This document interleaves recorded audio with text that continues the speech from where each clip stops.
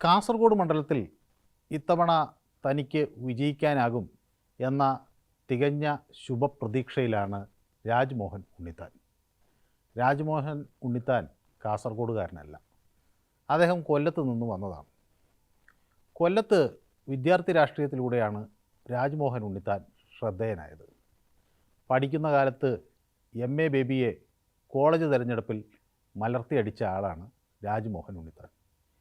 പക്ഷേ പിന്നീട് കുറേ കാലം തിരഞ്ഞെടുപ്പിൽ മത്സരിക്കാൻ അദ്ദേഹത്തിന് ഒരവസരം ലഭിച്ചില്ല. 2006 അതിനൊരു മാറ്റമുണ്ടായത്. 2004 പാർലമെൻറ്റ് തിരഞ്ഞെടുപ്പിൽ കൊല്ലം സീറ്റും അല്ലെങ്കിൽ മറ്റേതെങ്കിലും സീറ്റുമൊക്കെ ഒപ്പിക്കാൻ രാജ്മോഹൻ ഉണ്ണിത്താൻ വല്ലാതെ ശ്രമം നടത്തി. പക്ഷേ അതൊന്നും വിജയം കണ്ടില്ല.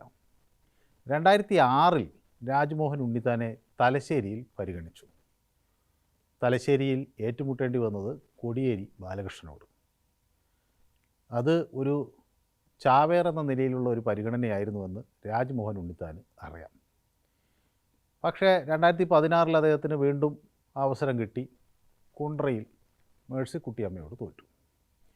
അദ്ദേഹത്തിന് രാഷ്ട്രീയത്തിൽ തിരഞ്ഞെടുപ്പ് രംഗത്ത് ശോഭിക്കാൻ കഴിയില്ലയോ എന്ന് പലരും സംശയിച്ചു നിൽക്കുന്നതിനിടയിലാണ് 2019 അദ്ദേഹം കാസർഗോഡ് മത്സരിക്കാൻ നിയുക്തനാകുന്നത്.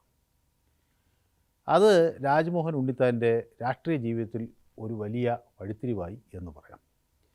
കാസർഗോഡ് മണ്ഡലത്തിൽ രാജ്മോഹൻ ഉണ്ണിത്താൻ നല്ല ഭൂരിപക്ഷത്തിൽ ജയിച്ചു. ഏതായാലും രാജ്മോഹൻ ഉണ്ണിത്താൻ്റെ വരവ് ഒരുപക്ഷെ കാസർഗോഡുള്ള CPMഉം അങ്ങനെ പ്രതീക്ഷിച്ചതായിരുന്നില്ല എന്ന് വേണം കരുതാൻ. അവിടെ രാജ്മോഹൻ ഉണ്ണിത്താൻ ജയിക്കുന്നതിന് ഒരുപക്ഷെ കഴിഞ്ഞ തെരഞ്ഞെടുപ്പിലുണ്ടായ ഒരു UDF അനുകൂല തരംഗം ഗുണകരമായിട്ടുണ്ടാകാം എന്ന് വേണമെങ്കിൽ വിലയിരുത്താം.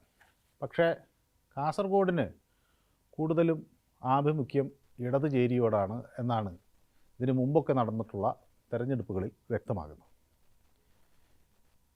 കാസർഗോഡ് നമുക്കറിയാവുന്നതുപോലെ P. കരുണാകരൻ്റെ മണ്ഡലമായിരുന്നു. P. കരുണാകരൻ AKGയുടെ മകളുടെ ഭർത്താവാണ്. ബന്ധുക്കൾക്ക് സീറ്റ് കൊടുക്കുന്നതൊന്നും ഒരു CPM രീതിയല്ലെങ്കിലും P. കരുണാകരൻ അദ്ദേഹത്തിൻ്റെ മികവ് പിന്നീടുള്ള തെരഞ്ഞെടുപ്പുകളിലും തെളിയിച്ചിട്ടുണ്ട്. കാസർഗോഡുകാർക്ക് പ്രിയപ്പെട്ടയാളായിരുന്നു P. കരുണാകരൻ. പക്ഷേ കഴിഞ്ഞ തെരഞ്ഞെടുപ്പിൽ P. കരുണാകരനെ മാറ്റണമെന്ന ഒരു നിലപാടിലേക്ക് CPM എത്തി. അതിൽ പ്രധാനമായ ഒരു കാരണം ഈ ദേശീയപാതയിൽ ഇപ്പോഴും ഒരു ഓവർ ബ്രിഡ്ജില്ലാത്ത സ്ഥലം ഈ കാസർഗോഡ് മണ്ഡലമാണ് എന്നൊരു പ്രചരണം അന്നുണ്ടായി. ഇന്ന് ആ സാഹചര്യം മാറി.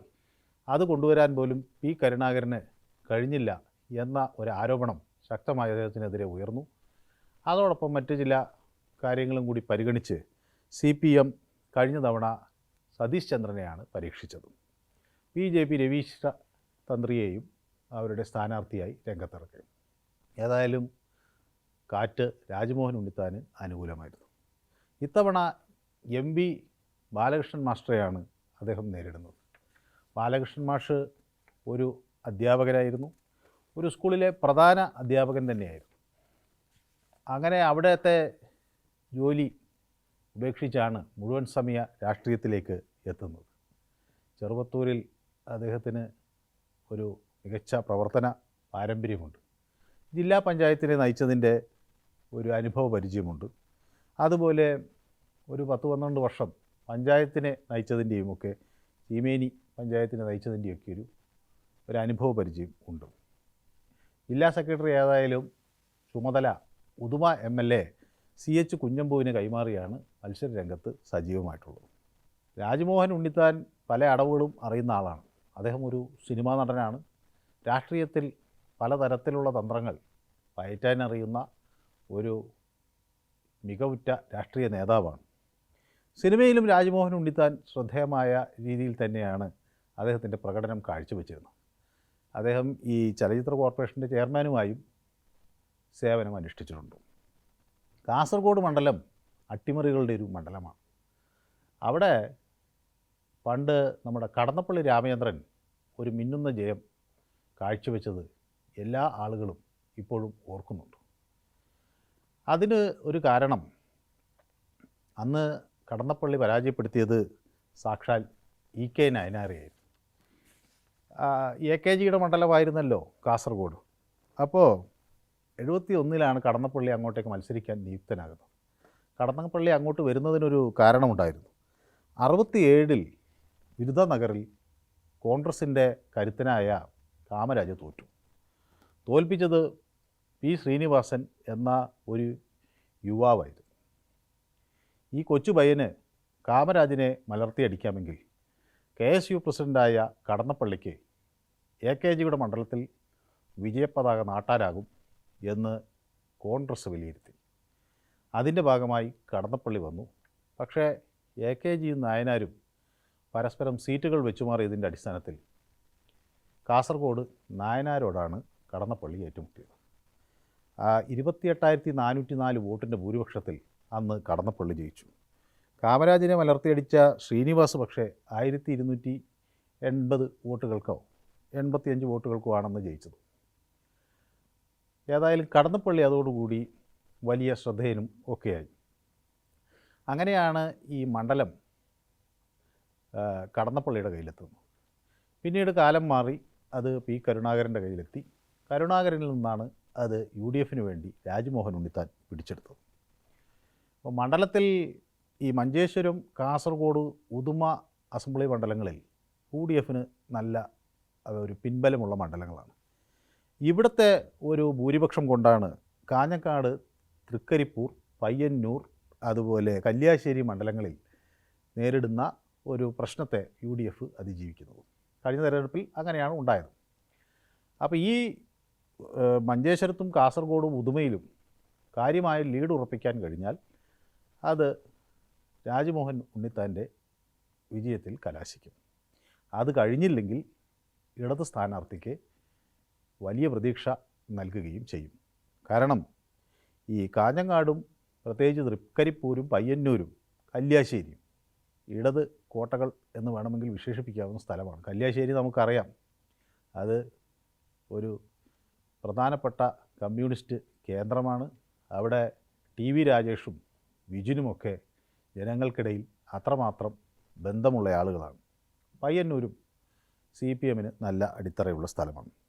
ഏതായാലും ഈ മണ്ഡലത്തിൻ്റെ ഒരു വിജയം നിർണ്ണയിക്കുന്നതിൽ ന്യൂനപക്ഷങ്ങൾക്ക് വലിയ പങ്കുണ്ട്. അവിടെ 30% ഈ മണ്ഡലത്തിൽ മുസ്ലിം വിഭാഗത്തിൽപ്പെട്ട വോട്ടർമാരാണുള്ളത്. ഒരു 57% ഹിന്ദു വിഭാഗത്തിൽപ്പെട്ട വോട്ടർമാരുമുണ്ട്.